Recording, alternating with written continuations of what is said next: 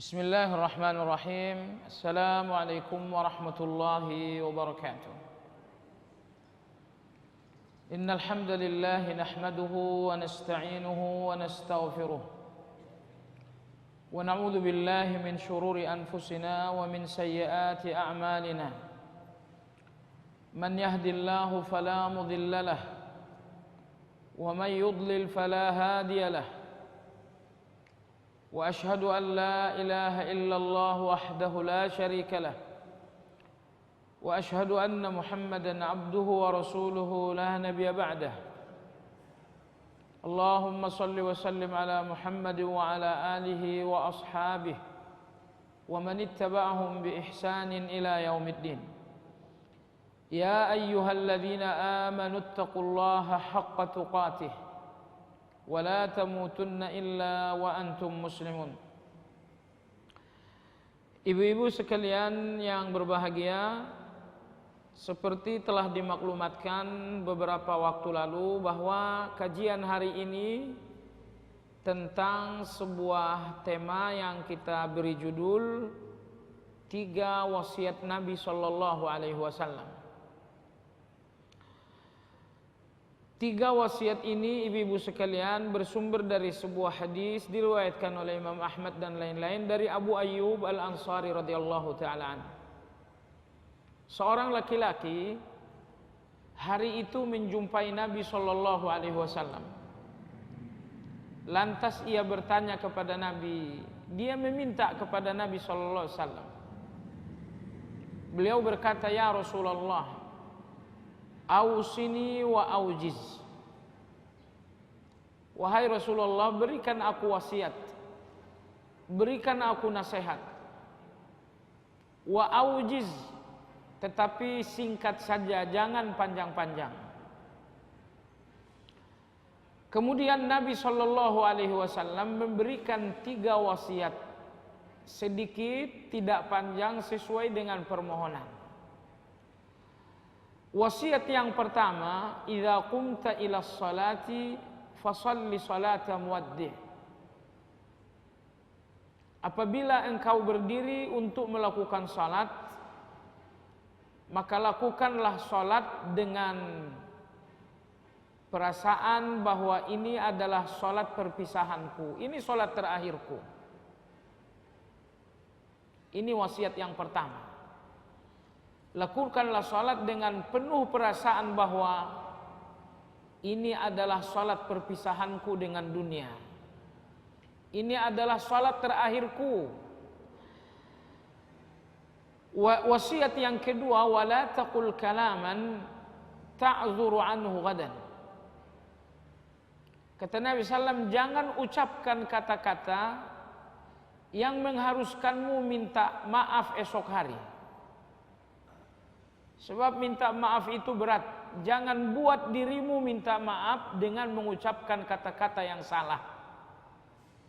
Intinya kata Nabi, wasiat yang kedua, berkatalah yang baik sehingga engkau tidak perlu minta maaf. Kemudian wasiat yang terakhir, wajma'il ya'sa mimma fi aidin nas. Kokohkanlah dalam dirimu keputusasaan terhadap manusia. Jadi jangan berharap kepada orang. Itulah wasiat yang ketiga. Baik, saya ulangi, wasiat Nabi kita sallam yang pertama adalah apabila akan sholat, anggaplah itu sholat terakhirmu.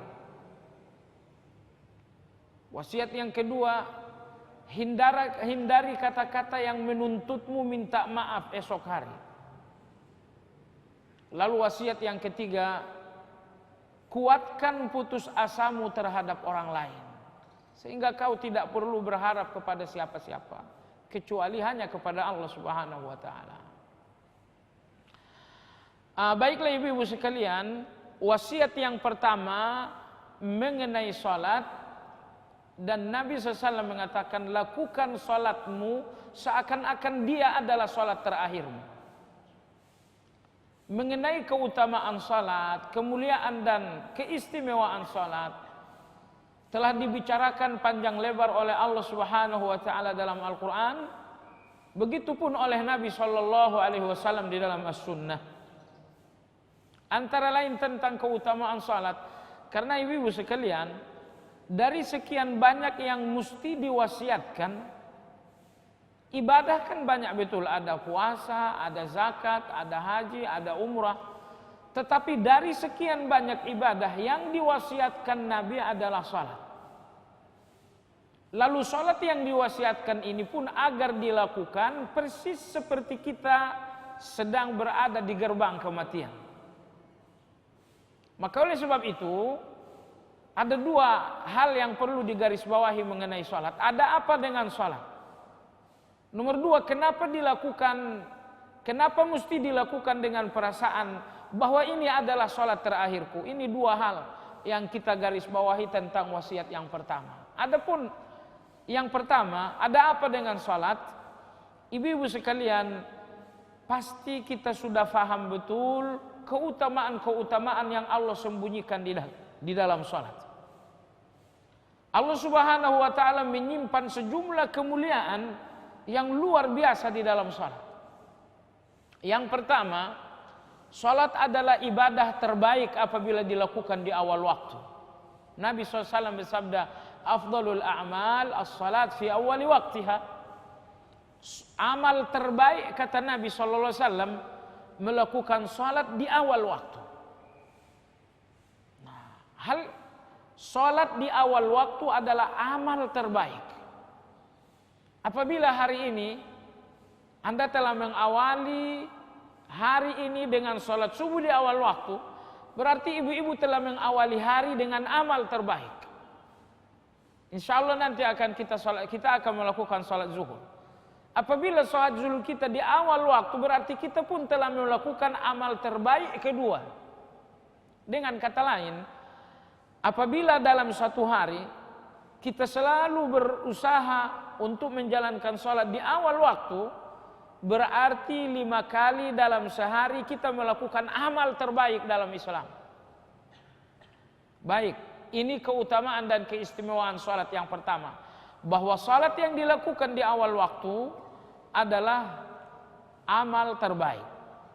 Lalu keutamaan salat yang kedua, salat adalah penolong.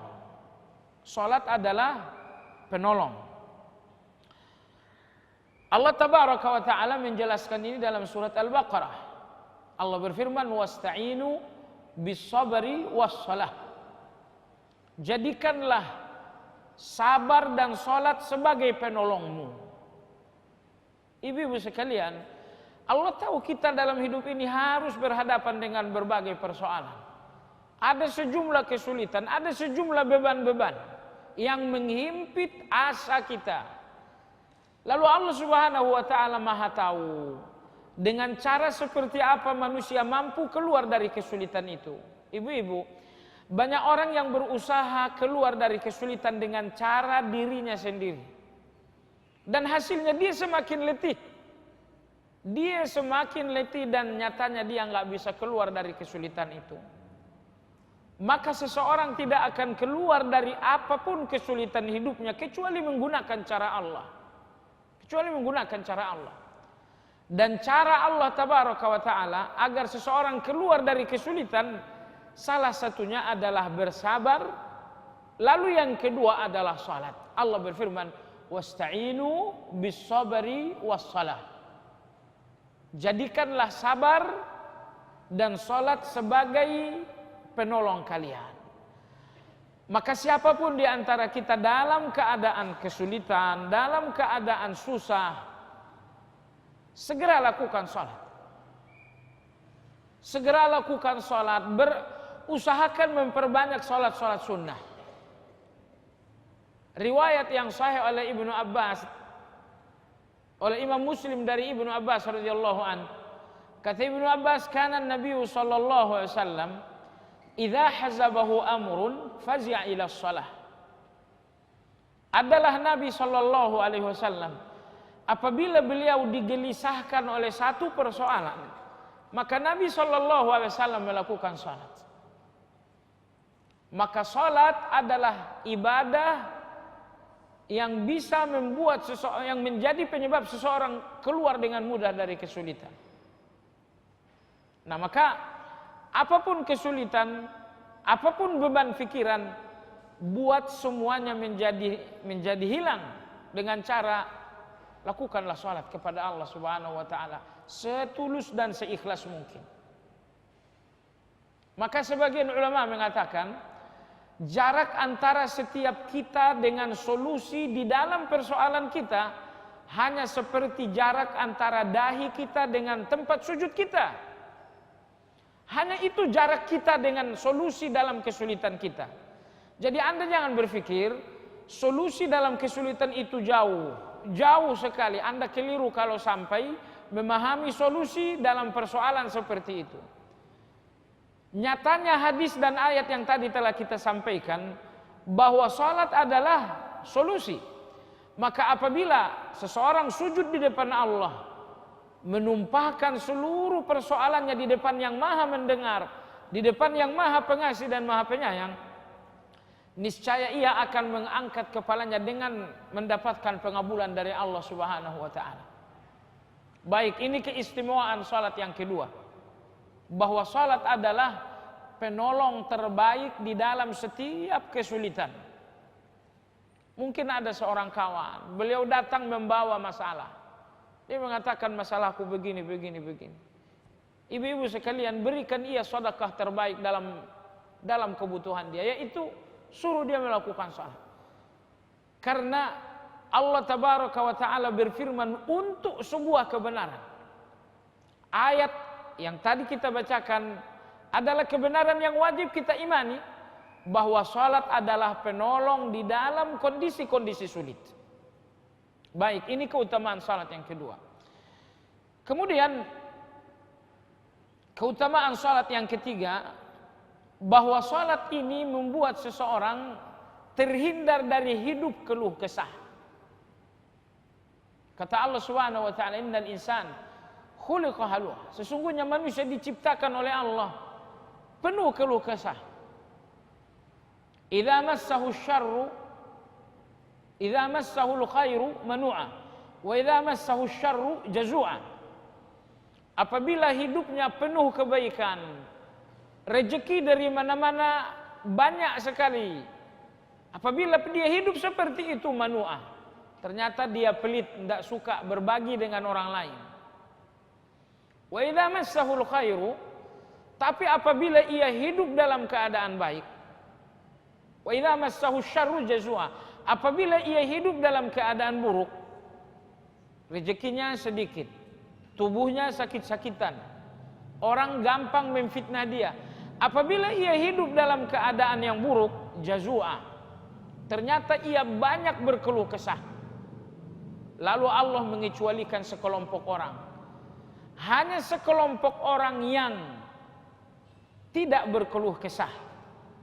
Apabila ada orang yang berkeluh kesah di dalam kebaikan pelit, kikir, tidak suka berbagi, tetapi di dalam keburukan dia berkeluh kesah. Allah Subhanahu wa taala berfirman, illal musallin. Satu-satunya orang yang dikecualikan dari kehidupan keluh kesah adalah orang-orang yang salat. Maka ibu-ibu sekalian, ajaib salat ini. Salat ini menyehatkan jiwa seseorang sehingga lisannya terkontrol dengan baik. Maka orang yang daimun, orang yang terus-menerus melakukan salat, orang yang istiqamah menjalankan salat, Anda akan menemukan kekayaan jiwa. Anda akan menemukan kelapangan dan kebesaran jiwa. Sehingga walaupun ia hidup dalam kesulitan, apapun keadaan buruk hidupnya, keadaan buruk dan kesulitan ini tidak akan membuka mulutnya untuk mengeluarkan keluh kesah. Keluh kesah itu bukan solusi. Keluh kesah itu adalah sebuah cermin dari jiwa yang sempit. Nah, banyak hal yang membuat kita kadang-kadang berkeluh kesah, dan ingat ibu-ibu sekalian, setiap keluh kesah dari seseorang menunjukkan bahwa kualitas sholatnya tidak bagus. Sebab dalam ayat yang tadi dibacakan, bahwa orang yang melakukan salat dengan baik, dengan istiqamah, Allah tabaraka wa taala mengatakan orang seperti ini akan jauh dari kehidupan keluh kesah. Bisa jadi tubuhnya sakit, bisa jadi harga dirinya dicederai oleh fitnah, bisa jadi hutang piutang di sana sini, bisa jadi berbagai macam kesulitan tumpang tindih, tetapi lisannya tidak akan memuntahkan keluh kesah. Kenapa demikian? Karena jiwanya telah besar, telah lapang. Ini yang diberikan oleh salat. Maka salat membuat seseorang lebih sabar, salat membuat seseorang lebih berjiwa besar, sehingga lisannya, sehingga hidupnya jauh dari keluh kesah. Sebab itu ibu-ibu sekalian, seorang yang keluh kesah menunjukkan kualitas salatnya yang sangat rendah. Berikutnya keutamaan dan keistimewaan salat, bahwa salat ini merupakan salah satu penyebab terbukanya pintu rezeki. Nah, jadi orang yang rajin, orang yang istiqamah salat, orang yang menjaga salat sebaik-baiknya, insya Allah pintu rezeki akan selalu terbuka terhadap orang seperti ini. Allah Subhanahu wa taala berfirman dalam Al-Qur'an, "Wa'mur ahlaka bis-shalati wastabir 'alaiha. La nas'aluka rizqan nahnu narzuquk." Kata Allah Subhanahu wa taala, perintahkanlah seluruh anggota keluargamu melakukan salat. La nas'aluka rizqan. Kami tidak menuntut rezeki darimu. Nahnu narzuquka. Justru kamilah yang akan memberimu rezeki. Bagian awal dari ayat berbicara tentang salat. Kemudian bagian akhir dari ayat adalah jaminan tentang rezeki. Allah berfirman, nahnu narzuquk. Justru kami yang memberimu rezeki. Artinya ibu-ibu sekalian, bahwa ternyata salat membuka pintu rezeki bagi setiap orang. Jadi apabila orang-orang lain mencari rezeki dengan membanting tulang, dengan peras keringat, seorang mukmin mencari rezeki di samping melalui ikhtiar-ikhtiar yang halal, juga dengan ibadah. Alangkah bahagianya kalau ibadah kita adalah sumber rezeki kita. Kalau orang-orang lain, orang-orang non-muslim, sumber rezeki mereka bukan ibadah. Kasihan mereka, banting tulang.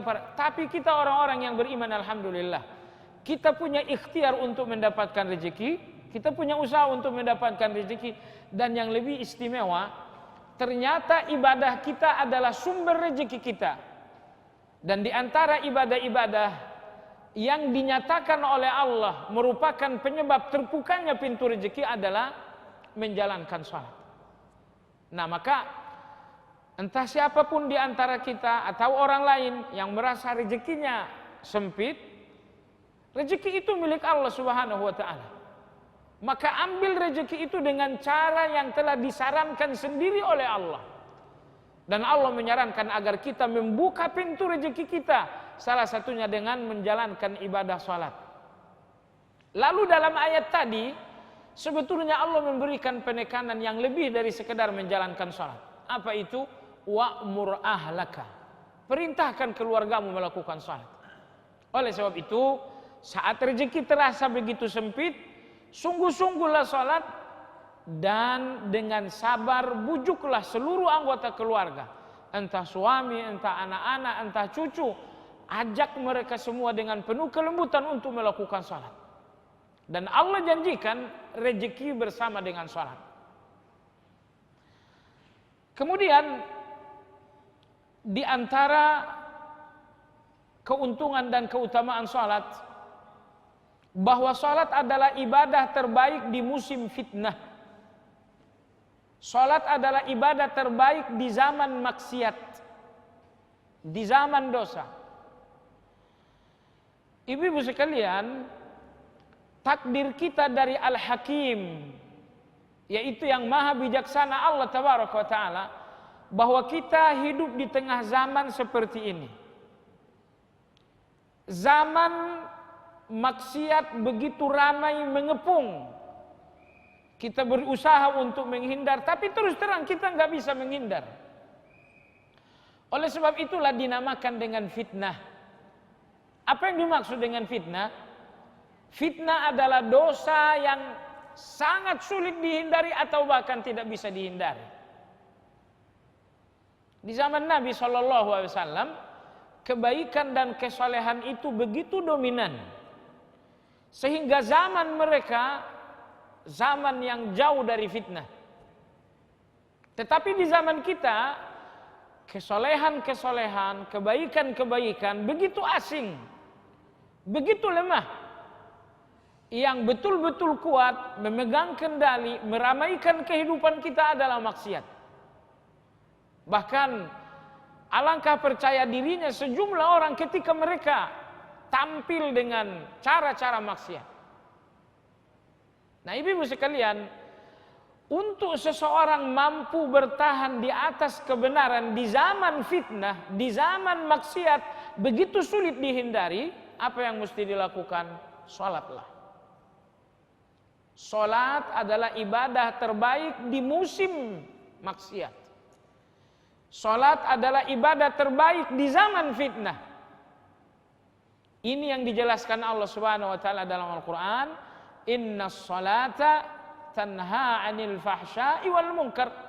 Sesungguhnya salat mencegah dari perkataan-perkataan keji, juga mencegah dari perbuatan-perbuatan mungkar.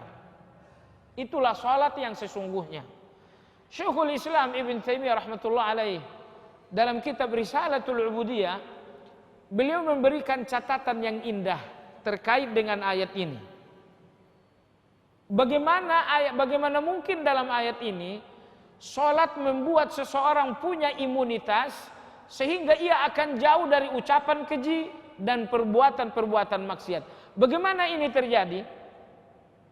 Persoalannya adalah fakta konkret, enggak usah orang lain, fakta konkret dari diri kita sendiri saja menunjukkan keadaan yang berbeda. Kita telah sholat, tapi ternyata mulut ini sering berbusa dengan ucapan keji. Perbuatan kita pun sering tercemari dengan maksiat. Padahal kita udah sholat. Lalu bagaimana ayat mengatakan sholat akan mencegah seseorang dari ucapan keji, juga akan mencegah seseorang dari perbuatan mungkar. Padahal fakta konkretnya tidak demikian. Jamaah sekalian yang saya hormati, tidak ada yang salah dengan ayat tersebut. Ayat itu adalah sepenuhnya kebenaran. Kalau sholat kita tidak membuat kita punya imunitas iman yang baik untuk terjaga, untuk terlindung dari berbagai maksiat, berarti sholat kita bukan sholat yang sesuai dengan standar. Apabila sholat yang kita laksanakan sholat yang sesuai dengan standar, insya Allah ayat ini benar-benar merupakan sebuah kebenaran. Syekhul Islam Ibn Taimiyah rahmatullah alaih mengatakan, kapankah sholat ini mencegah seseorang dari kekejian dan kemungkaran? Syekhul Islam rahimahullah mengatakan, jawabannya hanya apabila seseorang telah mencicipi manisnya sholat. Jadi dalam kondisi seseorang mencicipi manisnya sholat, indahnya takbir, indahnya rukuk, lezatnya sujud, nikmatnya zikir-zikir sholat, ketika sholat ini begitu indah, begitu lezat sekali,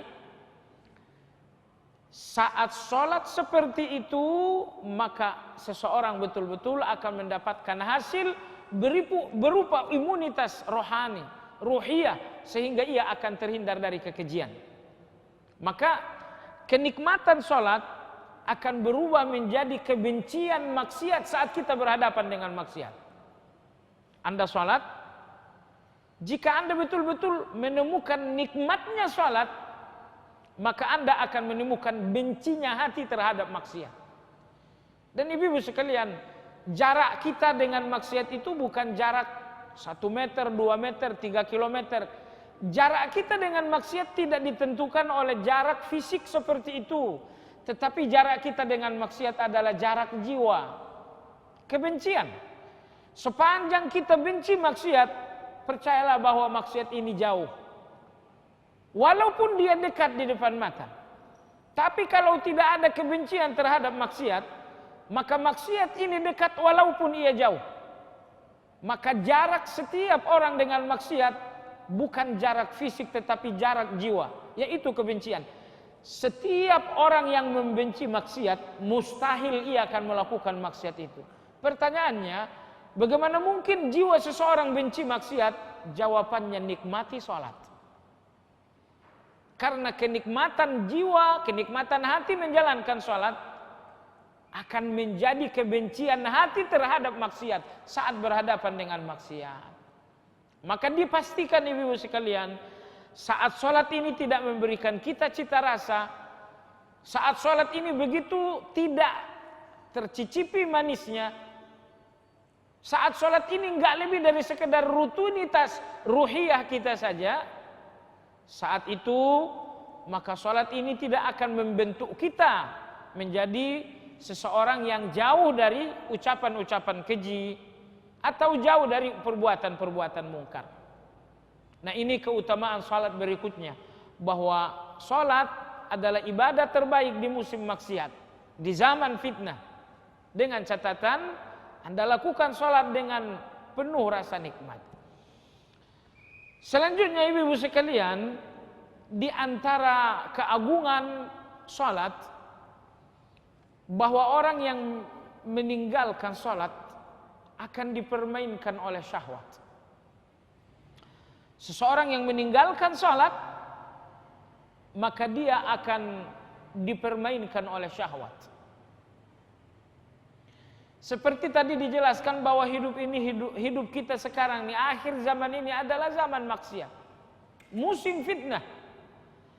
Alangkah mudahnya bagi setiap orang untuk memperturut syahwat. Mudah sekali.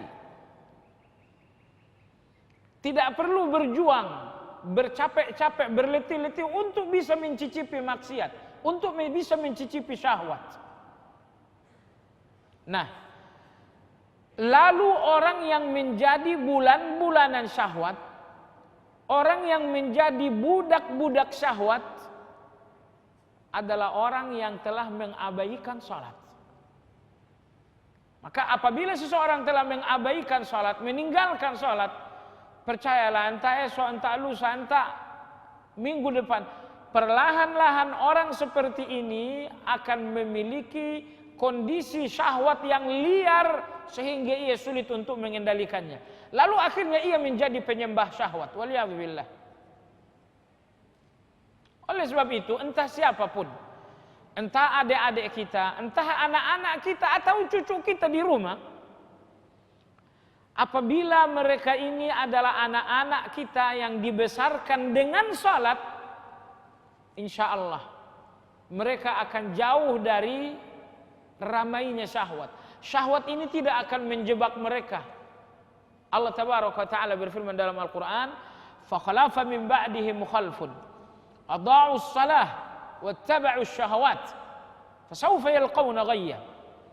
Jadi Allah berfirman, muncul setelah mereka generasi yang mengabaikan salat lalu memperturut syahwat.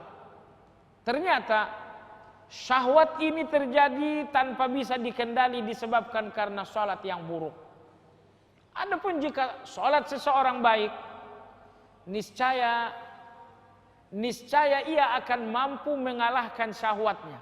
Tapi kalau salatnya buruk, dia akan dikalahkan oleh syahwat. Ketangguhan dan kekuatan setiap kita melawan syahwat hanya apabila kita melakukan salat dengan sebaik-baiknya.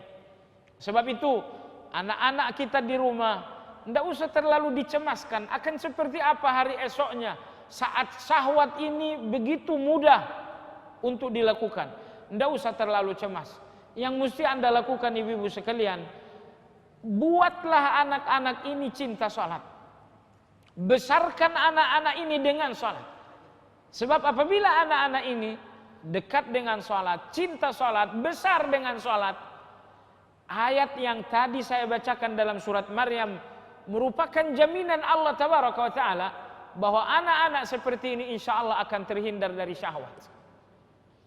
Baiklah ibu-ibu sekalian, wasiat pertama Rasulullah adalah tentang salat. Tadi kita sudah jelaskan beberapa keutamaan, beberapa keistimewaan sholat. Lalu dalam wasiat tadi, Nabi Shallallahu Alaihi Wasallam menginginkan agar sholat kita sholat muwaddi, agar setiap kali kita sholat kita berpikir, kita beranggapan inilah sholat terakhirku. Ada apa dengan kata terakhir? Ibu-ibu sekalian, kata terakhir punya makna yang dalam. Punya makna yang dalam. Akhir inilah yang membuat seorang selalu lebih maksimal. Anda lihat anak-anak sekolah atau sewaktu kita duduk di bangku sekolah, cenderung kelas 1, kelas 2 kita cenderung santai belajar. Tapi begitu kita sudah sampai di akhir, kita sampai di titik final, ternyata kita mati-matian belajar. Kita curahkan segala daya dan kemampuan untuk betul-betul maksimal. Maka akhir membuat seseorang lebih maksimal. Lalu Nabi dalam sholat tadi ingin agar kita maksimal. Ingin agar kita betul-betul maksimal menjalankan sholat. Bagaimana seseorang mampu memaksimalkan sholat? Nabi SAW mengatakan, lakukanlah sholatmu seakan-akan ia adalah sholat terakhirmu. Ibu-ibu sekalian, kalimat seakan-akan, jangan sampai Anda memahami ini sebuah dusta. Wah, ini cuma dusta psikologis untuk pengkondisian jiwa. Tidak, Anda nggak boleh memahami demikian. Kenapa? Karena seakan-akan itu bisa jadi kebenaran.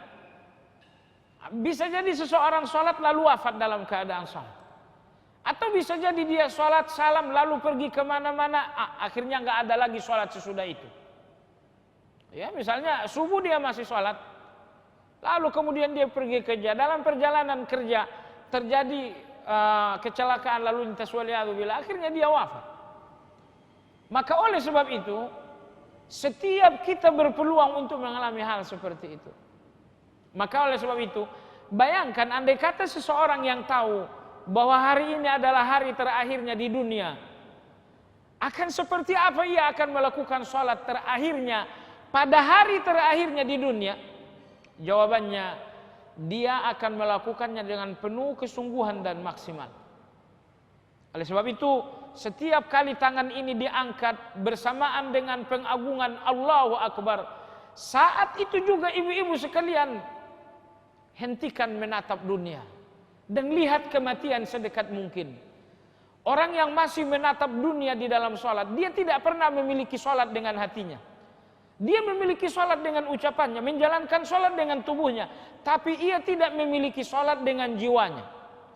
Semenjak takbir sampai ia salam, jiwanya betul-betul di luar sholat.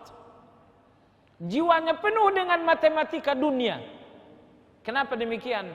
Dia tidak sholat membawa hati. Dia sholat dengan lisan, dia sholat dengan tubuh, tapi dia tidak sholat dengan hati. Kenapa? Itu yang tadi kita jelaskan. Ibu-ibu sekalian, pejamkan mata, jangan lihat dunia sewaktu kaki ini berdiri menjalankan sholat.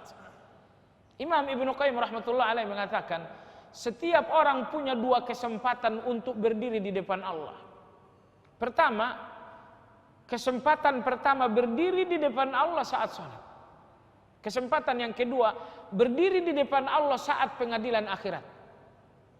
Lalu Imam Ibnu Qayyim rahmatullah alaih mengatakan, siapa yang berdiri di depan Allah di dunia ini dengan cara yang sebaik-baiknya, maka dia akan berdiri esok di pengadilan Allah dengan jawaban yang sebaik-baiknya, dengan kondisi dan situasi yang sebaik-baiknya. Artinya ibu-ibu sekalian, kita mampu memprediksi akan seperti apa berdiri esok di depan Allah. Apakah Anda akan berdiri dengan suasana yang baik, dengan lisan yang indah menjawab terhadap setiap pertanyaan Allah? Anda mampu memprediksi itu, lihatlah sholat. Maka Imam Ibnu Qayyim rahmatullah alaih mengatakan, orang yang berdiri saat ini di dalam sholat dengan suasana yang baik, maka ia akan berdiri esok di pengadilan akhirat dengan suasana yang baik pula. Maka oleh sebab itu, setiap kali kaki ini berdiri menghadap kiblat, melakukan ibadah terbaik, ibadah sholat, pejamkan mata dari dunia, lihat kematian sedekat mungkin.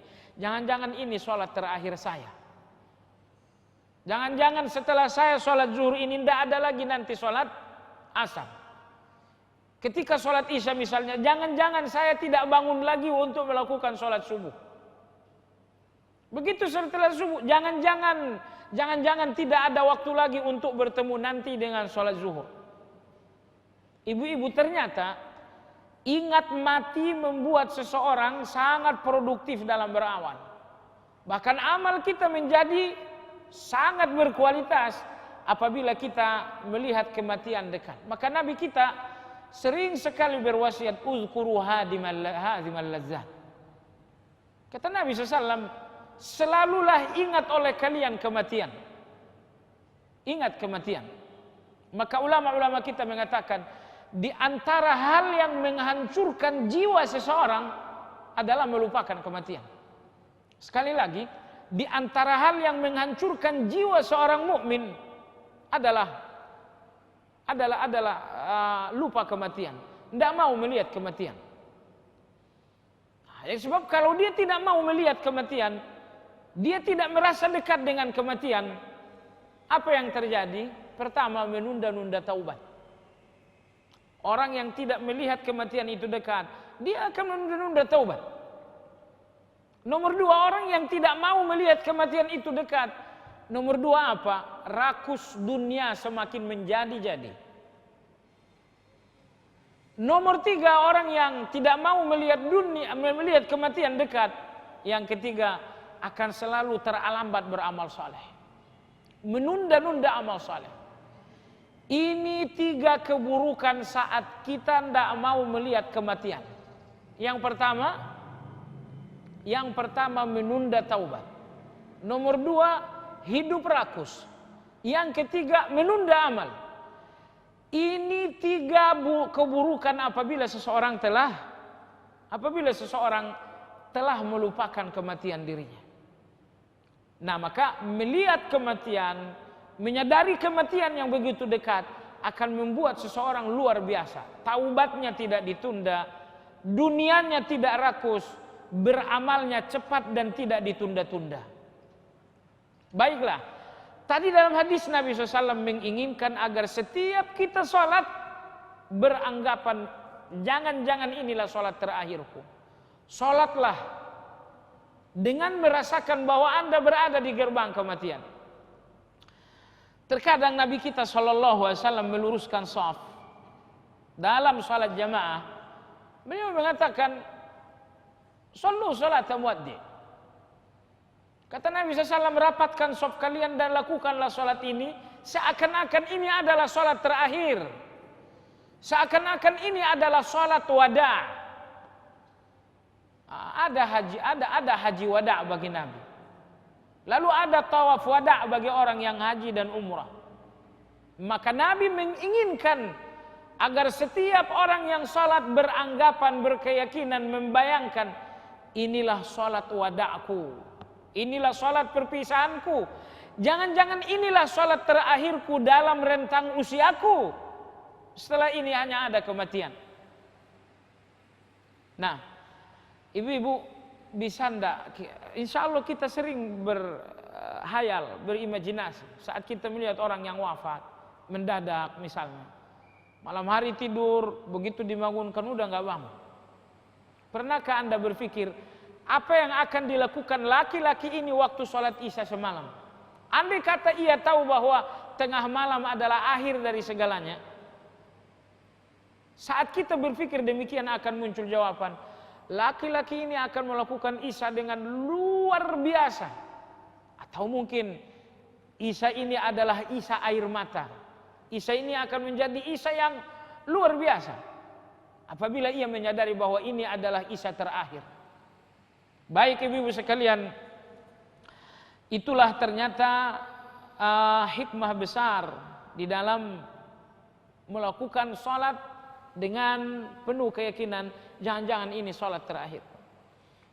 Wasiat yang kedua Rasulullah SAW, tadi beliau bersabda, wala taqul kalaman ta'dhuru anhu ghadan. Kata Nabi SAW, hindari kata-kata yang menuntutmu minta maaf. Kata-kata yang menuntut kita minta maaf adalah kata-kata yang salah, seperti ghibah, seperti namimah, seperti dusta. Kata Nabi, hindari kata-kata yang mengharuskanmu minta maaf. Mengharuskan minta maaf, ya minta maaf kepada orang. Ibu-ibu sekalian, minta maaf itu berat. Sebab untuk minta maaf, Anda tidak sekedar membutuhkan lisan, tapi Anda membutuhkan jiwa yang tawaduk. Bahkan modal utama untuk menyampaikan permohonan maaf adalah jiwa yang tawaduk. Tanpa jiwa yang tawaduk, lisan ini tidak akan pernah berucap maaf. Sulit tawaduk, sulit minta maaf, maka kata Nabi, hindari kata-kata yang buruk, hindari kata-kata yang terlarang, agar engkau tidak minta maaf. Kalau sampai ada kata-kata yang menuntutmu minta maaf, akan berat bagimu hal itu, karena minta maaf itu berat. Oleh sebab itu kata Nabi, berfikirlah setiap kali berbicara. Ada orang, ibu-ibu sekalian, ada orang yang bicara baru berfikir. Ya, bicara dulu ke sana kemari gitu kan. Bahas A, bahas B. Setelah pertemuan bubar, baru mikir, untuk apa tadi saya bicara seperti itu. Ini tipe manusia terburuk. Orang yang berfikir setelah berbicara.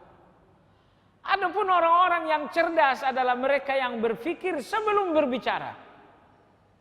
Nanti kalau saatnya berbicara, apa yang mesti saya ucapkan? Maka sebagian salafus saleh mengatakan, manusia paling cerdik, manusia paling cerdas adalah orang yang tidak kehilangan akal sehatnya sewaktu berbicara. Ada orang seperti saat berbicara akal sehatnya sama sekali nggak berfungsi. Ketemu orang bercanda secanda-candanya, berlebihan. Begitu udah selesai, yang sisa hanya penyesalan. Buat apa saya tadi bercanda berlebihan? Kok saya nggak mikir? Maka ibu-ibu sekalian yang saya hormati, kata ulama-ulama kita, manusia paling cerdas adalah seseorang yang akal sehatnya tidak hilang saat ia berbicara. Ini berarti manusia yang tidak pintar apabila bicara mematikan akal sehatnya, sehingga ia bicara tanpa akal sehat sama sekali. Ibu-ibu sekalian,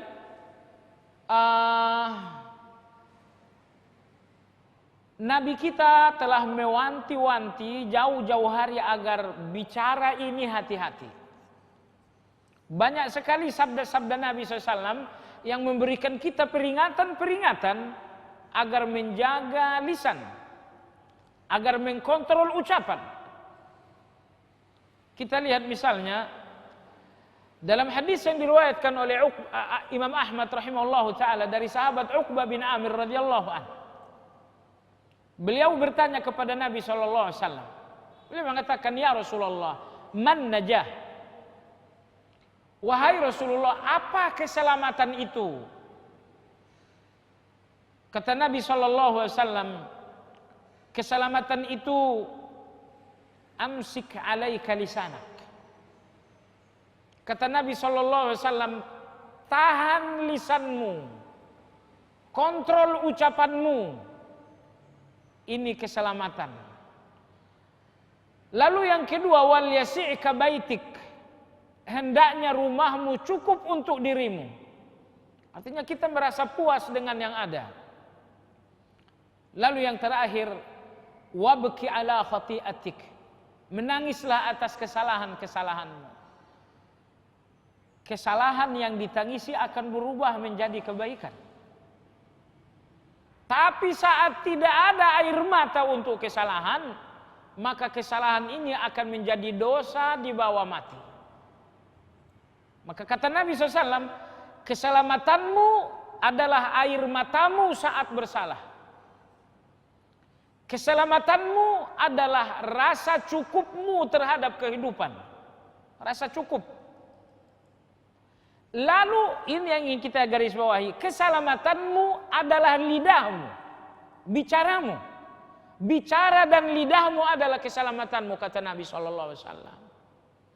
Maka itulah 3 keselamatan bagi Nabi SAW. Nah, kita garis bawah yang pertama. Keselamatan yang pertama adalah lidah. Tahan lidah. Kontrol lidah saat berbicara. Dengan apa kita mengkontrol lidah? Jawabannya dengan ilmu. Kita terus belajar, menghadiri kajian-kajian seperti ini, membaca buku lebih banyak lagi untuk kita tahu apa yang mesti diucapkan dan apa yang nggak boleh diucapkan. Maka orang kalau tidak belajar, lisannya akan liar, berbicara apa saja. Anda lihat orang-orang di lapangan, di tengah masyarakat, ya, ucapannya lepas begitu saja tanpa ada ikatan apa-apa. Kenapa? Karena mereka tidak belajar.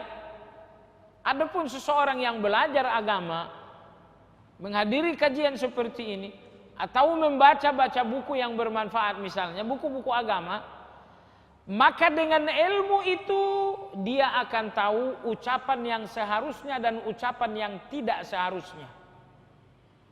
Maka oleh sebab itu ibu-ibu sekalian yang saya hormati, kendalikan ucapan dengan ilmu. Lalu hadis berikutnya ini tentang peringatan Nabi SAW tentang keharusan menjaga lisan. Dalam hadis saya Nabi SAW bersabda, "Man yadman lima baina lihiyaihi wa fakhidhaihi, adman lahul jannah." Kata Nabi SAW, siapa yang menjamin 2 hal, akan kujaminkan untuknya 1 hal. Kata Nabi SAW, jaminlah ucapanmu baik dan jaminlah kehormatanmu. Tidak berzina, tidak. Jamin ucapanmu baik, jamin lisanmu baik, dan jamin kehormatanmu baik. Kata Nabi, engkau jamin 2 hal, ku jamin untukmu surga. Maka manusia-manusia syahwat tidak dijamin Nabi masuk surga. Orang yang memperturut syahwat, semakin memperturut syahwat, dia semakin memberikan bukti bahwa dia tidak layak dapat jaminan masuk surga. Kita enggak mengatakan dengan syahwat ini kamu ke neraka, enggak. Tapi intinya bahwa orang yang hidup memenuhi syahwat, orang-orang seperti ini akan jauh dari jaminan Nabi SAW masuk surga. Nomor 2, ucapan-ucapan yang buruk. Ucapan yang buruk, ghibah, namimah, menyakiti orang lain dan lain-lain. Ucapan-ucapan yang buruk ini adalah bukti bahwa yang bersangkutan ini tidak punya jaminan masuk surga. Dari hadis ini apa yang dapat Anda simpulkan secara sederhana? Di antara ciri khas orang-orang yang dijamin masuk surga adalah lisannya yang sangat indah, lisannya yang sangat lurus, lisannya tidak pernah mencederai perasaan orang, lisannya tidak pernah melukai perasaan orang, lisannya tidak pernah dikotori dengan ghibah, dengan gunjing, dengan namimah, adu domba. Inilah salah satu ciri khas orang-orang surga. Kayak ibu sekalian, di antara ikhtiar kita untuk menjadi manusia surga, lisan ini. Hati-hati dengan lisan. Nabi kita SAW hanya memberikan 2 pilihan bagi orang yang akan bicara. Kata Nabi SAW, "Man kana yu'minu billahi wal yawmil akhir, falyaqul khairan aw liyasmut." Kata Nabi SAW, siapapun yang betul-betul mengimani Allah dan akhirat, hendaklah ia berkata baik atau diam. Hanya ada 2 alternatif bagi setiap yang mengimani Allah dan akhirat. Pertama, ucapkan hanya kebaikan, atau pilihan yang kedua, diam. Maka seorang beriman tidak membuka mulutnya kecuali untuk mengeluarkan ucapan yang baik.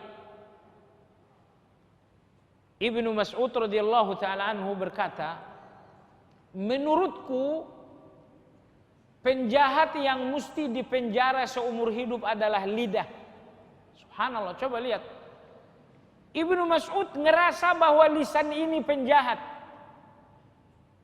Lah iyalah penjahat. Kita kadang-kadang terlalu alami sekali memahami penjahat. Siapa penjahat yang memukul orang dengan tangannya? Siapa penjahat yang menendang orang dengan kakinya? Siapa penjahat? Mereka yang memeras harta orang lain. Tentu saja definisi kita ini tidak keliru, tapi itu terlalu global, terlalu alami sekali.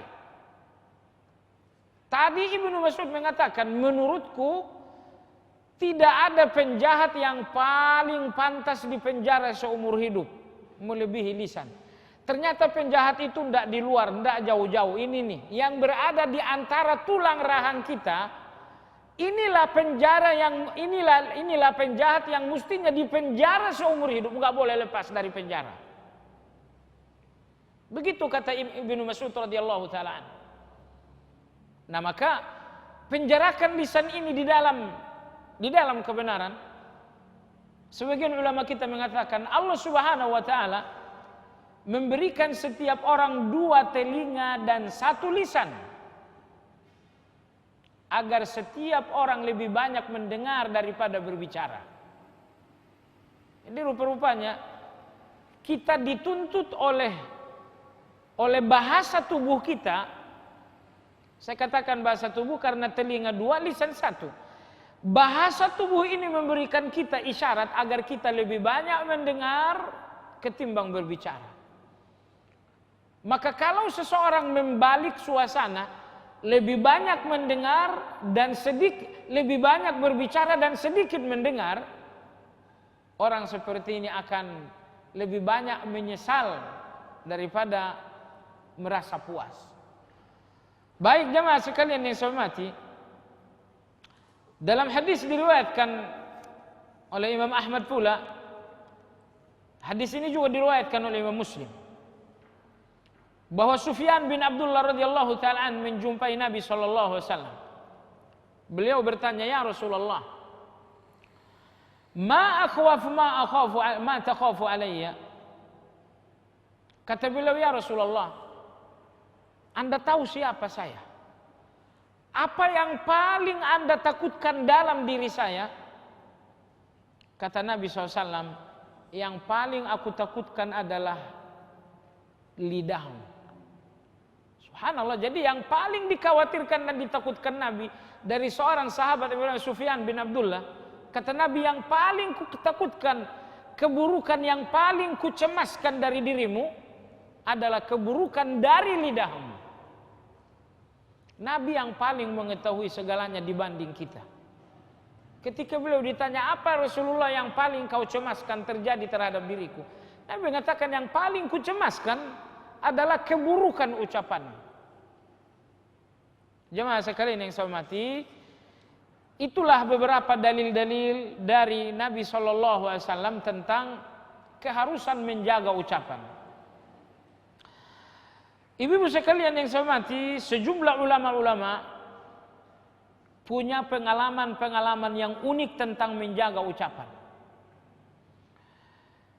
Imam Abdullah bin Zakaria rahimahullahu taala, beliau mengatakan, "Alajtu samta 20 sanatan." Beliau mengatakan, aku menyembuhkan kebiasaanku bicara banyak dengan diam selama 20 tahun. Itu seorang ulama, Abdullah bin Zakaria. Kata dia, aku menterapi diriku untuk lebih banyak diam daripada berbicara. Aku baru berhasil setelah 20 tahun. Itu seorang ulama. Butuh waktu yang demikian panjang untuk mampu melatih diri lebih banyak diam ketimbang berbicara. Kalau dia ulama butuh waktu sepanjang itu, apalagi kita yang bukan ulama. Pengetahuan kita rendah untuk mengetahui ancaman dan keuntungan menjauhi ucapan-ucapan yang tidak baik. Nah, Apa yang dapat kita pahami dari ucapan Abdullah bin Zakaria saat beliau mengatakan 20 tahun aku berjuang mendidik dan menterapi diri untuk lebih banyak diam daripada berbicara, baru akhirnya aku berhasil. Apa yang dapat Anda pahami? Yang dapat kita pahami dari dari ucapan beliau tersebut, bahwa sedikit bicara itu adalah hasil dari mujahadah. Sedikit bicara adalah hasil dari perjuangan, hasil dari kesungguhan. Jadi orang yang tidak berjuang, orang yang nggak sungguh-sungguh, niscaya tidak akan bisa membuat lisannya lebih banyak diam. Nah, maka lakukan mujahadah, lakukan kesungguhan maksimal untuk melatih diri lebih banyak diam daripada berbicara. Umar bin Khattab radhiyallahu taala anhu mengatakan, jangan banyak bicara. Man kasura kalamuhu kasura laghatuh. Apabila seseorang banyak berbicara, akan banyak pula salahnya. Wa man kasura laghatuhu qalla haya'uh. Dan apabila seseorang banyak salahnya, akan berkurang rasa malunya. Banyak bicara, banyak salah. Banyak salah, berkurang rasa malu. Kalau rasa malu sudah berkurang, maka akan tertutuplah sekian banyak pintu kebaikan, dan akan terbukalah sekian banyak pintu kejahatan.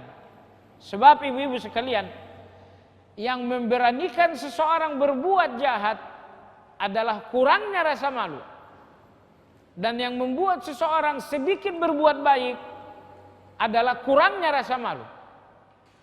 Kurang rasa malu, sedikit kebaikan, banyak maksiat. Dan yang membuat rasa malu ini berkurang karena banyak salah. Dan yang membuat kita banyak salah karena banyak berbicara. Kalau Umar radhiyallahu anhu mengatakan, siapa yang banyak bicara akan banyak kesalahannya. Siapa yang banyak salahnya akan sedikit rasa malunya. Dan Nabi kita SAW bersabda, al-haya'u la ya'ti illa bi khair. Rasa malu tidaklah datang kecuali untuk membawa kebaikan-kebaikan. Tidak mungkin seseorang diakui baik kecuali jika ia memiliki rasa malu yang tinggi. Dan Nabi kita adalah seorang yang sangat pemalu, sallallahu alaihi wasallam. Baik, itu tadi kesaksian dari Imam Abdullah bin Zakaria. Seorang ulama salaf lain yang bernama Abdullah bin Wahab rahimahullahu ta'ala, beliau mengatakan, aku bernazar apabila aku menggibah orang lain, wajib bagiku berpuasa. Wajib bagiku berpuasa. Ini namanya mu'aqabah, menghukum diri sendiri. Kalau yang pertama tadi mujahadah, bersungguh-sungguh.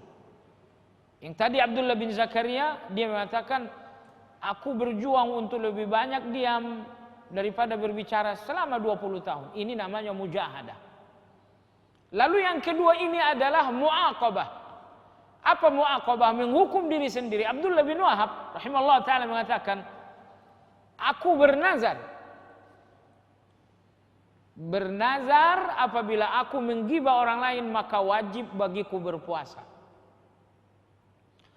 Kalau aku menggibah seseorang, wajib bagiku puasa. Dinazarkan. Ini nazar yang baik atau tidak? Ini nazar yang sangat dianjurkan. Karena ada 3 nazar ya. Ada nazar maksiat, ini tidak boleh. Nazar kedua adalah nazar melakukan yang mubah. Ya, kalau begini, nazar yang kedua ini adalah nazar yang makruh, bukan melakukan yang mubah. Nazar kedua adalah nazar makruh. Apa itu? Nazar bersyarat. Anakku lulus, akan kuajak jalan-jalan. Ya, anakku lulus, aku akan bersedekah. Berarti Kalau anaknya nggak lulus, dia nggak bersedekah. Ini nazar bersyarat seperti ini dinamakan nazar makruh. Sebaiknya tidak perlu bernazar seperti ini. Disayangkan bahwa mayoritas masyarakat kita hanya mengetahui nazar dengan kategori ini. Nazar itu misalnya kalau kamu punya keinginan terpenuhi maka kamu melakukan sesuatu. Nah, ini nazar bersyarat. Ini hukumnya dalam agama kita makruh. Kata Nabi sallam, "Innan nadhra la ya'ti bi khairi, innama yustakhraju minal bakhil." Kata Nabi sallam, nazar itu tidak akan membawa kebaikan. Nazar itu hanya membuktikan seseorang bakhil beramal, pelit beramal. Kamu lulus, saya sedekah. Menunjukkan dia pelit. Kalau kamu nggak lulus, nggak ada sedekah. Nah, lalu nazar yang ketiga, nazar tidak bersyarat. Ini yang sangat dianjurkan, sunnah. Besok saya bernazar. Saya bernazar besok akan infak untuk kaum muslimin Rohingya yang ada di Aceh. Ya. Berjumlah 600 sekian, itu sudah dikurangi 200 orang yang mati di laut. Dalam perjalanan pelarian mencari kehidupan, mereka menemukan Aceh. Dalam perjalanan mencari dan menemukan kehidupan ini, dalam perjalanan Aceh, mereka tewas dalam perjalanan sebanyak 200 orang. Karena rata-rata mereka lari dengan kondisi luka. Tentu yang lukanya buruk mereka wafat. Jumlahnya 200 mati di laut, yang sampai ke daratan Aceh diselamatkan oleh para nelayan-nelayan itu sekitar 600 sekian. Jemaah sekalian yang saya hormati, sebelum saya lanjut kajian kita, maka saya secara pribadi menghimbau kita semua agar ikut melakukan donasi untuk mereka. Kalau nggak bisa 1 juta ya 5 juta gitu kan. Jadi intinya ibu-ibu sekalian, kalau nggak bisa mahal-mahal, 50.000 apa susahnya? Dan Anda nggak perlu malu ngasih 50.000 karena sekarang ada nomor rekening. Anda hanya perlu pergi ke ATM, kirim 50.000, apa sulitnya? Ingat, amal yang kecil tidak pernah kecil bagi yang maha besar, yaitu Allah Subhanahu wa ta'ala. Ibu-ibu kalau pernah, ibu-ibu insya Allah rata-rata udah pernah ke Mekah. Itu kalau dari Arafah, Muzdalifah, Mina, itu di pinggiran gunung, ibu-ibu pasti melihat semacam irigasi kecil, tapi udah nggak berfungsi. Dulunya ini adalah pancur Zam-Zam yang dialirkan. Jadi Zam-Zam ini dialirkan dari Mekah ke Mina, dari Mina ke Muzdalifah ke Arafah. Jadi dibuat pancur kecil, semacam irigasi kecil dahulu. Nah, irigasi kecil ini mengalirkan Zam-Zam dari Mekah, Mina, Muzdalifah, Arafah. Siapa yang membiayai irigasi ini? Jawabannya seorang perempuan. Makanya irigasi itu dinamai dengan nama perempuan tersebut. Irigasi itu namanya adalah Ainu Zubaidah. Ainu Zubaidah, Ain artinya air, Ainu Zubaidah artinya adalah air Zubaidah. Karena yang mendanai pengaliran Zam-Zam ini sepenuhnya dari awal sampai akhir adalah seorang wanita yang bernama Zubaidah. Nama lengkapnya Amatullah Zubaidah, istri Khalifah Harun Ar-Rasyid rahimahullah ta'ala alaihi. Dia bilang, aku kasihan melihat jamaah haji nenteng Zam-Zam dari Mekah ke Mina, lalu habis pergi lagi ke Mekah ngambil Zam-Zam lagi baru ke Muzdalifah, habis lagi, kasihan dia. Akhirnya dia menabung, dikumpulkan perhiasan, lalu semuanya dijual untuk mendanai pembuatan irigasi dan pancuran tersebut. Sewaktu Zubaidah rahimahullah ta'ala wafat, beberapa orang bermimpi. Dalam mimpi itu mereka bertanya, apa yang dilakukan Allah terhadapmu? Zubaidah mengatakan, Allah mengampuniku. Pertanyaan yang kedua, apakah karena amalmu yang luar biasa membuat pancuran Zam-Zam untuk ribuan jamaah haji dari tahun ke tahun? Amal luar biasa itukah yang membuatmu diampuni oleh Allah? Ainu Zubaidah mengatakan bukan. Bukan itu. Terus apa? Di mana kau dapatkan ampunan untukmu? Dia mengatakan, hanya karena aku melakukan 2 rakaat tahajud. Subhanallah, jadi rakaat tahajudnya enggak seperti ibu-ibu, insya Allah sholat malamnya 11 rakaat maksimal ya. Ini Ainu Zubaidah 2 rakaat saja. Oleh sebab itu sebagian ulama mengatakan amal yang mudah dilakukan itu lebih ikhlas. Ibu-ibu pasti tahu kisah seorang wanita pelacur yang diampuni oleh Allah setelah memberi minum kepada seekor anjing. Dia tidak memberi 5 juta, apalagi 1 triliun, tidak. Hanya beberapa tetes air putih saja diampuni oleh Allah. Ternyata zakat dan sedekah itu salah satu upaya untuk mendapatkan ampunan. Nah, oleh sebab itu kita kembali kepada ini tadi sampingan sedikit, tapi saya rasa perlu bahwa di hadapan kita bangsa Indonesia ada saudara-saudara muslim. Mereka datang dengan harapan menemukan hidup di negeri muslim Indonesia ini. Mereka berlari dari kematian, dan subhanallah kalau ibu-ibu lihat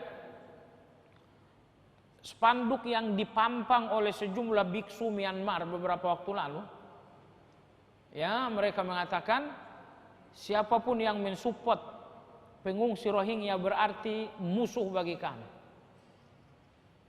Sampai seperti itu mereka mengatakan.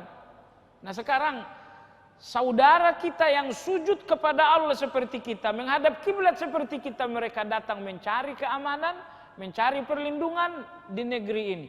Alhamdulillah, walaupun ada orang-orang yang kurang baik mengusir mereka, tetapi Allah Subhanahu wa taala ingin agar mereka ada di negeri ini. Mereka sudah ada di sini. Maksud saya ibu-ibu sekalian yang saya hormati, apa beratnya 50.000 untuk didonasikan melalui ATM?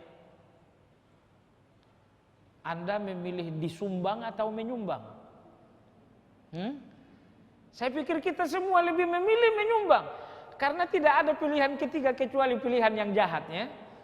Pilihan pertama disumbang, pilihan kedua menyumbang, pilihan ketiga dua-duanya enggak. Dua-duanya enggak ke tengah hutan sana. Kita hidup bermasyarakat ini menyumbang atau disumbang? Saya pikir kita semua sepakat bahwa menyumbang adalah alternatif kita. Maka oleh sebab itu 50.000, 100.000, silakan lakukan donasi. Dan alhamdulillah sekarang nomor rekening juga sudah, alhamdulillah. Saudara-saudara dari Yamima ini minggu besok insya Allah akan ke Aceh langsung memberikan sumbangan, menyampaikan sumbangan berupa mata uang ataupun berupa pakaian atau yang bisa diberikan kepada mereka. Dan kemungkinan kalau kesibukan saya di kampus sudah selesai minggu ini, saya juga akan ikut melakukan pembagian atau distribusi bantuan untuk Rohingya tersebut. Nah, jadi terserah ibu mau donasi dalam bentuk dana, nanti minta rekeningnya Pak Rijal. Nah, tapi insya Allah kawan-kawan dari Yamima ini akan melakukan distribusi bantuan secara langsung sekitar minggu besok ke Aceh insyaallah taala. Baik ibu-ibu sekalian yang saya hormati, tadi kita bicara soal nazar. Nazar yang sangat ditekankan dalam Islam adalah nazar tanpa syarat. Nazar melakukan ibadah tanpa syarat. Aku bernazar malam ini qiyamul lail. Qiyamul lail yang mestinya hukumnya sunnah, begitu Anda ikrarkan sebuah nazar, maka hukumnya menjadi wajib. Amal apa sih yang paling berat? Oh, amal yang paling berat bagiku adalah sedekah. Baik, tahu nggak caranya bagaimana sedekah yang sulit itu menjadi mudah? Jawabannya, jangan buat sedekah itu sunnah, tapi buat menjadi wajib. Caranya, nazarkan. Aku bernazar setiap Jumat sedekah. Nah, itu insya Allah akan jadi ringan. Nah, ibu-ibu sekalian yang saya hormati, nazar melakukan kebaikan tanpa syarat, ini hukumnya sunnah. Jadi saya kembali, Abdullah bin Wahab rahimahullahu ta'ala, beliau mengatakan, aku bernazar melakukan puasa apabila aku ghibah. Kalau aku ghibah, ku hukum diriku dengan puasa. Ternyata apakah ia jera menggibah orang ketika ia menghukum dirinya dengan puasa? Ternyata enggak, dia enggak jera. Gibah puasa, gibah puasa. Dia berpikir ternyata aku tidak bisa dihukum dengan puasa. Aku berpikir apa hukuman yang pantas untukku. Lalu aku berpikir, aku akan menghukum diriku dengan sedekah. Kalau gibah 5 juta, gibah lagi 5 juta. Begitu aku menghukum diriku dengan zakat, dengan puasa, ternyata aku baru berhenti bergibah. Ternyata hukuman yang pantas bagiku bukan puasa, tapi hukuman yang pantas untukku adalah sedekah. Kenapa sedekah hukumanku? Karena ternyata aku masih hubbud dunia. Kata beliau seperti itu. Ya. Karena ternyata aku masih hubbud dunia, maka hukuman yang pantas bagiku adalah zakat, puasa. Jadi yang ingin kita garis bawahi di sini apa? Mu'aqabah. Salah satu cara yang dilakukan salafus saleh untuk mendidik diri mereka adalah mu'aqabah, menghukum diri. Maka ibu-ibu, misalnya saya ini orang yang asal ngomong kalau bicara, asal bunyi kalau ngomong. Ini hal yang buruk. Nah, obat itu kadang-kadang pahit. Hukum diri Anda, insya Allah itu obat pahit, jamu itu. Tidak selamanya obat yang menyembuhkan itu adalah manis. Ialah misalnya seorang mengatakan kamu suka gibah. Kalau kamu tidak gibah, kamu tak ajak umroh. Itu namanya obat sirup, enak itu. Tapi kadang-kadang tidak selamanya obat kita sirup. Apalagi kita udah tua seperti ini, kita lebih pantas menggunakan obat pahit. Kalau obat sirup nanti malah kita udah punya gula pula. Maka oleh sebab itu hukum diri Anda, baik. Saya kalau namimah, kalau saya mengadu domba orang lain, saya wajib melakukan puasa. Kalau saya menggibah orang lain, saya wajib bersedekah 2 juta per gibah. Ini namanya apa? Ini namanya menghukum diri sendiri saat salah. Apakah hal ini dibolehkan? Dibolehkan. Hal ini dibolehkan. Baik ibu-ibu sekalian.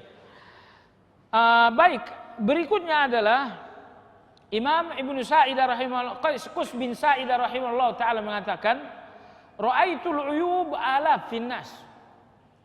Beliau mengatakan, aku melihat cacat yang ada di masyarakat ini jumlahnya ribuan. Cacat A, cacat B. Cacat yang berada di tengah masyarakat, aib yang ada di tengah masyarakat jumlahnya ribuan. Untuk menghilangkan itu hanya ada satu. Apa itu? Diam. Ini aib. Berapa banyak aib? Ribuan, tidak bisa kita hitung jumlah aib. Jangankan aib orang, menghitung aib diri kita saja kita nggak tahu jumlahnya berapa. Lalu di tengah masyarakat ini dari interaksi, dari komunikasi, aib ini menyebar ribuan, miliaran atau triliunan aib menyebar dari bicara. Bisa nggak aib yang jumlahnya miliaran ini hilang? Berhenti, bisa nggak? Bisa. Jawabannya apa? Diam. Artinya kalau masyarakat ini masyarakat yang lebih banyak diam dari berbicara, aib-aib ini nggak mungkin berseliweran di telinga kita dalam komunikasi sosial. Nah baik jamaah sekalian yang saya hormati, tadi nasihat Nabi SAW yang kedua, kata Nabi, hindari kata-kata yang mengharuskanmu minta maaf. Artinya apa? Hindari gibah, hindari namimah, hindari dusta. Jemaah sekalian, dosa paling mudah adalah bicara. Oleh sebab itu wasiat Nabi SAW yang kedua adalah wasiat tentang bicara. Ucapkan apa saja dengan syarat jangan sampai engkau harus minta maaf atas ucapanmu. Artinya ucapanmu harus baik. Ibu-ibu sekalian, wasiat Nabi kita sallallahu alaihi wasallam yang terakhir dalam hadis Abu Ayyub tadi, wajma'il ya'sa mimma fi aidin nas. Berputus asalah dari apapun yang dimiliki orang lain. Orang lain punya banyak hal yang tidak kita punya. Anda ingin A, enggak punya. Ternyata orang lain punya. Anda ingin B, enggak punya. Ternyata orang lain punya. Nah, kadang-kadang dalam kondisi kita enggak punya dan orang lain punya, muncul rasa butuh kepada orang lain. Nah, ini oleh Nabi kita dikatakan jangan sampai. Maka Nabi SAW mengatakan, putus asalah dari semua yang dimiliki orang. Ini punya duit, putus asalah dari duitnya. Enggak, saya enggak bakal dapat duit dari dia. Ini punya sesuatu, putus asalah. Intinya Nabi SAW tidak ingin setiap kita mengikat diri dengan orang lain dengan rasa butuh dan harapan-harapan. Enggak boleh. Kita ini lahir dengan kehormatan bahwa kita adalah seorang manusia yang bebas. Tidak terikat dengan siapapun dan apapun. Maka Nabi SAW mengatakan, pertahankan kebebasan dan kemerdekaanmu dengan cara jangan sampai kau memiliki rasa butuh yang berlebihan terhadap orang lain. Rasa butuh ini yang membuat kita nggak pernah menjadi milik, membuat kita nggak pernah memiliki diri kita sendiri. Bayangkan seorang anak buah di sebuah perusahaan yang sudah sangat bergantung sekali kepada bosnya. Ketika azan berkumandang, mestinya anak ini pergi melakukan sholat. Tapi oleh atasan dia disuruh untuk beli makanan siang misalnya. Anak ini tidak bisa membantah kehendak sang atasan. Walaupun kehendak atasan itu tidak baik. Kenapa? Rasa butuhnya kepada atasan sepertinya terasa lebih besar. Dan ini yang celaka ibu-ibu sekalian. Celakanya apa? Celaka dan celaka sekali. Mayoritas kita lebih merasa membutuhkan manusia ketimbang Allah Subhanahu wa taala. Seorang yang sakit merasa lebih membutuhkan dokter ketimbang Allah Subhanahu wa taala. Seorang yang kekurangan duit merasa lebih membutuhkan orang kaya ketimbang Allah Subhanahu wa taala. Seorang yang dizalimi merasa lebih membutuhkan aparat keamanan ketimbang Allah Subhanahu wa taala. Seorang yang ketakutan merasa lebih membutuhkan aparat keamanan dibanding Allah Subhanahu wa taala. Ibu-ibu sekalian, kalau rasa butuh hidup kita lebih banyak disandarkan kepada selain Allah, kapan kita menuhankan Allah dalam pengertian yang sesungguhnya? Karena ibu-ibu sekalian, di antara bentuk penuhanan yang sesungguhnya kepada Allah adalah rasa butuh kita kepada Allah. Maka Nabi SAW ajarkan hakikat ini kepada Ibnu Abbas. Beliau SAW bersabda, "Idza sa'alta fas'alillah, wa idza ista'anta fasta'in billah." Wahai Ibnu Abbas, apapun permintaanmu minta kepada Allah. Pertolongan apapun yang kau butuhkan, cari pertolonganmu dari Allah. Apa yang ingin dikatakan Nabi? Abaikan manusia. Jika engkau tidak mendapatkan sesuatu di depan Allah, engkau tidak akan mendapatkannya di depan manusia. Sebaliknya, engkau akan mendapatkan sesuatu di depan manusia karena memang Allah telah mencatat itu untukmu di dalam takdir Allah. Kadang-kadang kita tertipu dengan keadaan diri kita. Kita berusaha mengetuk pintu manusia dan kita tidak mengetuk pintu Allah Subhanahu wa taala. Kita lupa. Kalau di depan pintu Arhamur Rahimin kita tidak mendapatkan sesuatu, maka di depan pintu manusia pun kita tidak mendapatkan apa-apa. Allah adalah Ar-Rahman, Maha Pengasih. Allah adalah Ar-Rahim, Maha Penyayang. Allah adalah Ar-Razzaq, Maha memberi rezeki. Allah adalah Al-Mannan, yang Maha menganugerahkan. Allah adalah Al-Karim, maha memberi. Allah adalah Al-Wahhab, maha mengkaruniakan. Itulah Allah. Jika di depan Allah yang Rahman Anda tidak mendapatkan sesuatu, mustahil Anda akan mendapatkan sesuatu itu di depan manusia, karena manusia bukan Ar-Rahman. Manusia bukan Ar-Razzaq, di mana Anda mendapatkan rezeki dari mereka. Manusia bukan Al-Wahhab, di mana Anda mendapatkan pemberian-pemberian dari mereka. Manusia bukan Asy-Syafi, yang maha menyembuhkan, di mana Anda menemukan kesehatan dari mereka. Manusia bukan Al-Qawi, yang maha kuat, di mana Anda terhindar dari kezaliman. Ibu-ibu sekalian, jika Anda menyadari bahwa segala-galanya adalah Allah, kasih sayang yang sempurna Allah yang punya, seluruh rezeki Allah yang punya, seluruh pemberian Allah yang punya, kesehatan Allah yang punya, keamanan Allah yang punya, ketenteraman Allah yang punya. Setiap kali seseorang yakin, seyakin-yakinnya bahwa segalanya Allah yang punya, orang ini akan bersandar sekuat mungkin kepada Allah. Cuman yang tadi saya katakan bahwa ibu-ibu sekalian, kita tidak munafik dengan diri kita. Kenyataan hidup di lapangan, kita lebih sering merasa membutuhkan manusia ketimbang Allah Subhanahu wa taala. Ibu-ibu sekalian, dalam kondisi kita kekurangan, butuh duit, kurang duit, yang pertama kali terbayang adalah wajah sahabat-sahabat yang punya harta. Saat kita sedang sakit, kita mencari kesehatan, yang pertama kali terbayang adalah dokter-dokter spesialis. Ibu sekalian, dalam keadaan sulit, Anda akan tahu sebenarnya hati Anda bersandar kepada siapa. Dalam keadaan normal seperti ini, tidak ada rasa butuh, Anda mungkin sulit untuk mengatakan, saya berharap kepada manusia, saya bersandar kepada Allah. Fakta akan memberikan kebenaran ketika ibu-ibu dan kita semua berada dalam kesulitan. Saat itu, siapa yang pertama kali muncul dalam harapan? Jika yang pertama kali muncul dalam harapan kita dalam suasana sulit, Allah Subhanahu wa taala, maka berarti hati kita benar-benar bersandar kepada Allah.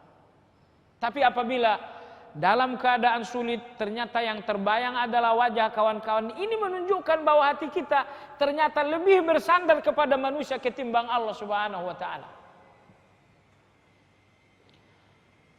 Kita sering mengatakan Allah dekat, tapi kita nggak merasa dekat dengan Allah. Kenapa? Rasa butuh kita kepada Allah sangat renggang, sangat lemah.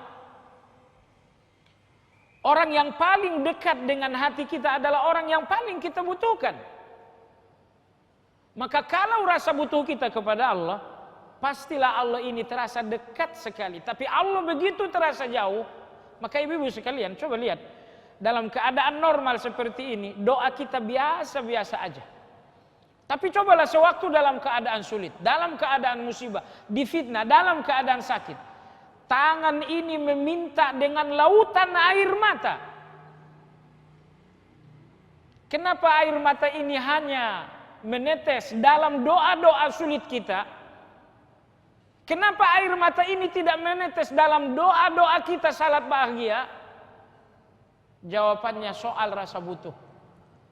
Ternyata rasa butuh kita kepada Allah hanya saat kita dalam keadaan sulit tadi. Dalam keadaan kita hidup normal, semuanya tercukupi, rasa butuh kepada Allah sangat lemah, maka tidak ada air mata doa sewaktu kita dalam keadaan baik. Air mata doa ini mengalir saat kita dalam keadaan buruk. Rasa butuh kita kepada Allah ternyata lebih sering muncul hanya dalam keadaan-keadaan sulit. Lantas, haruskah kita dalam keadaan sulit selalu untuk kita merasa selalu membutuhkan Allah? Jawabannya enggak seperti itu. Maka jemaah sekalian, Nabi dalam hadis ini mengatakan, kurangi rasa butuhmu kepada orang. Jangan mengandalkan orang. Jangan mengandalkan orang. Kadang-kadang kita mengelola sebuah proyek, mengelola sebuah amal, sebuah proyek misalnya. Ada sejumlah donatur. Ingat, jangan bersandar kepada donatur. Ada tanda tangan pejabat yang memberikan rekomendasi, jangan bersandar kepada mereka. Nabi dalam hadis ini mengatakan wajma'il ya'sa mimma fi aidin nas. Putus asalah dari semua yang dimiliki oleh manusia. Karena mereka tidak akan memberi tanpa Allah Subhanahu wa taala yang menggerakkan jiwa mereka memberi. Nah, baiklah ibu-ibu sekalian yang saya hormati, demikian kajian kita hari ini, semoga bermanfaat. Ibu-ibu, demikian jam 11:30, beberapa menit lagi sholat zuhur akan masuk. Demikian kajian kita. Semoga kehadiran kita ke tempat ini tercatat di sisi Allah sebagai ibadah. Semoga seluruh keluarga kita selalu dilindungi oleh Allah dalam hidayah. Semoga sisa umur kita diberkahi oleh Allah dengan ibadah. Semoga akhir hidup kita adalah dengan husnul khatimah. Demikian, subhanakallahumma bihamdik, asyhadu an la ilaha illa anta, astaghfiruka wa atubu ilaik. Wa sallallahu ala Muhammad wa ala alihi wa sahbihi ajma'in. Walhamdulillahi rabbil alamin. Assalamualaikum warahmatullahi wabarakatuh.